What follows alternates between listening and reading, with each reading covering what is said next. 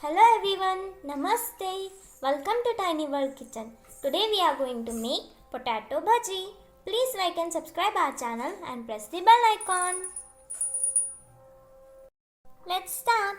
First we will add besan flour. Next we will add our Indian spices like salt, turmeric powder, red chili powder, Ajwien and Jeera. Next, we will mix our batter. Then we will put water and again mix it. This process should be very smoothly. Our batter is ready.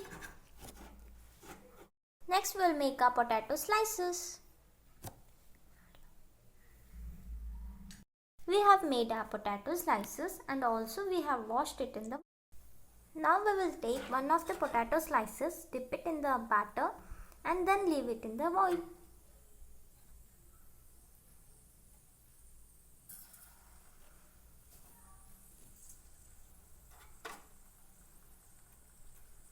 The same process goes on.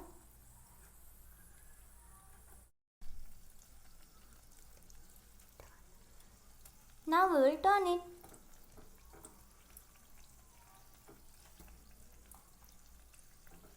Our potato bhaji are ready. Now we will take it out. Thanks.